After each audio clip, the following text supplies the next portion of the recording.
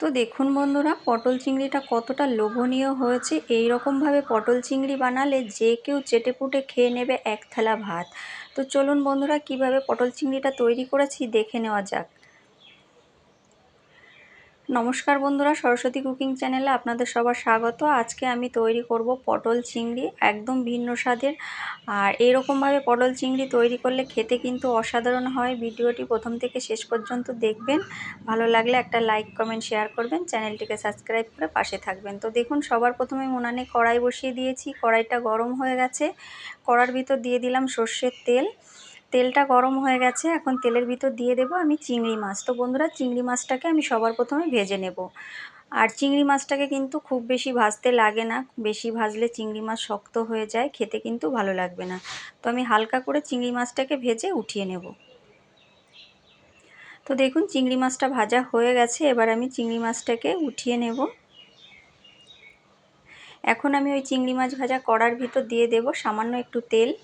তেলটা গরম হয়ে গেছে, এখন তেলের ভিতর দিয়ে দেব আমি টুকরো করে রাখা আলু। আলুটাকেও আমি সুন্দর করে ভেজে নেব লবণ হলুদ দিয়ে। তো আমি লবণ হলুদ দিয়ে দিয়েছি, দিয়ে এবার আলুটাকে ভালো করে ভেজে নেব।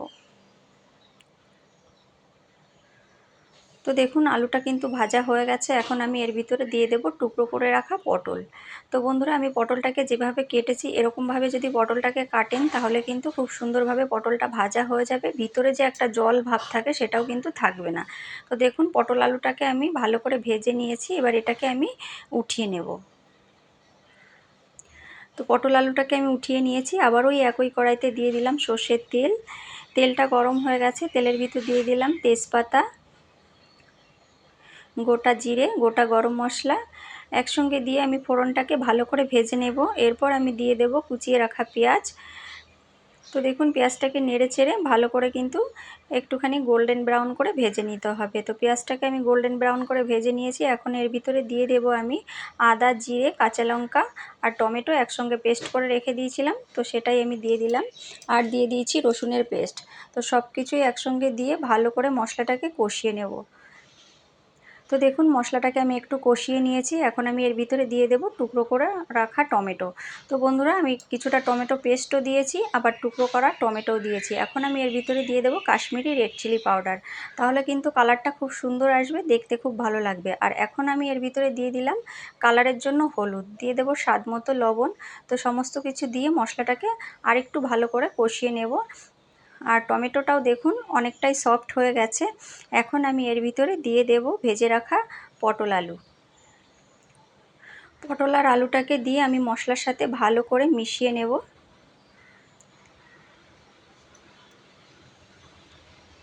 তো দেখুন, পটল আর আলুটাকে মশলার সাথে ভালো করে মিশিয়ে নিয়েছি। এখন আমি এর ভিতরে দিয়ে দেব পরিমাণ মতন জল।